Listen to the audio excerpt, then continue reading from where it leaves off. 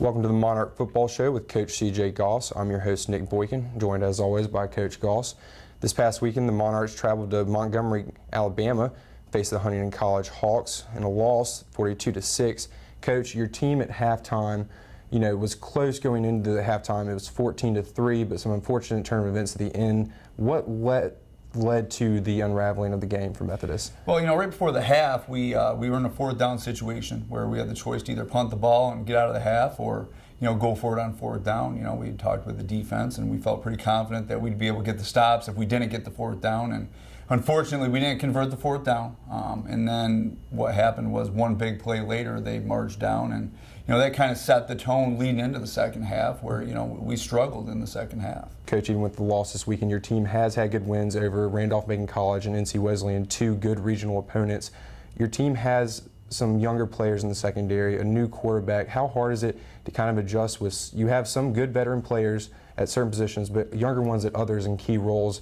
How's it hard to kind of adjust and compete for a conference championship year in and year out? Well, I think it's difficult when you got mixed in with some younger players. You go into environments that they're not prepared for, and as a head football coach, it's your job to prepare them. I think that I don't use the youth as an excuse. I think that we've lost the games that we should have pulled out this past week, and I think we struggled a little bit. And all of those they're only bad losses if you don't learn from them. And I think that our team is still growing and learning. Unfortunately for the seniors, it's we're always looking to get those wins. And I look forward to winning the last 3 games of the season. Absolutely. So the Monarchs sit at 3-4 in conference, on the season, and going into the last 3 games. What do you do to stay on track and compete not only in these games but improve going into next season? Well, we're going to trust the process. Again, it's one game at a time. It's one practice at a time, and we're going to continue to move this thing forward. And our guys expect to win. We need to grow the guys up that are starting to play key roles on the offense and the defense. And we're just going to keep evolving one game at a time. And I'm real excited to see what the final 3 games hold. I think that I'm relatively optimistic that we're going to get this thing back on track and pull these wins out. Now, Coach, your Monarchs take on Ferrum College this coming weekend. It's an out-of-state rivalry for the Monarchs in some ways. Very close battles over the past few years with them. What do you expect to see from the Panthers? Well, Ferrum's tough football squad. I don't think their record really reflects how good they are. They're athletic across the board, and they run a very tricky scheme. It's something you have to prepare for. It's untraditional. So we're going back to playing responsibility football. Dive, quarterback pitch. And so they run the triple option. They do a great job, And again, I don't fear Ferrum, but you have to be prepared, and we have a heck of a week that we have to prepare for. You speak about the triple option, and this past weekend, we can correlate it to a Division I level. Georgia Tech took on Florida State, a team in the top 10, facing a team that's been on a losing streak, and they gave them trouble. Georgia Tech ended up with a win. How hard is it to prepare for such a different offensive scheme that you're not used to? Nowadays, there's a lot of throwing the ball around. Now you're just going back to grounding and pounding it. Is it that much of a difference? Is it that crazy trying to prepare for a team that runs that scheme? Well, it's not necessarily the preparation as much as that you can't simulate what the other team is running. So if you're not used to running that type of system, you can't get the players to show the looks that you need going into a week. So a lot of it is adjusting to the game and making the in-game adjustments, and I think that we'll be ready. Definitely. How will you know at a certain point, and I know you can't really tell us now what it's going to be like on the field, but how will you know at a certain point if the Monarchs are doing what they need to do to kind of combat that offense? Well, we'll know we're doing the right thing if we're shutting down that quarterback. He's about as athletic as they come. So, he's the nucleus of the offense, and he really does a good job. And if we can contain him and keep him from distributing the football, I think we'll be in good shape.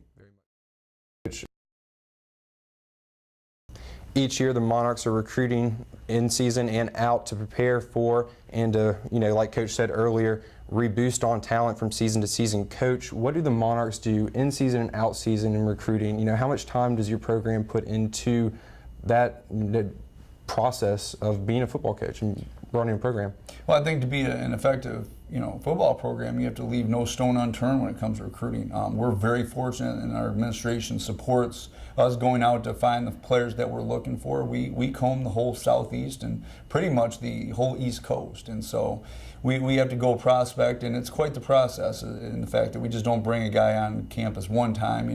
There's a couple times that he gets a chance to visit, and just the correspondence that we have to have, and you're getting into the recruiting game that you have to start earlier. So we have to find guys earlier, and we're competing against higher level guys, and we've had a lot of success, and I've been really impressed with our recruiting classes over the last 2 years. Definitely. Coach, you're not an old coach by all means, but you've definitely been a veteran within football and college football. How has recruiting changed from when you were a player in college to when you were just getting out into coaching and to what it is now with technology in the 21st century? How has it changed and how has it developed?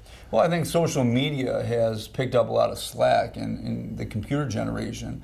It's allowed a lot of colleges to be able to locate more guys, to locate the better players, and to seek out those guys. I think that there's more interaction when it comes to the football players communicating with coaches and coaches communicating with football players. And I think social media has had a giant impact on recruiting as a whole. Very much so. And a recruit from last year, someone over this weekend that was crucial to the Monarchs, broke a conference record. We would like to give a shout out to Brandon Torres with his 51-yard field goal this weekend against Huntington College. Broke the USA South Conference all-time record in field goal yard distance. Congratulations again, Brandon Torres. Thank you, Coach, again for insight in the Huntington game last week and previewing Ferrum game coming up this coming week.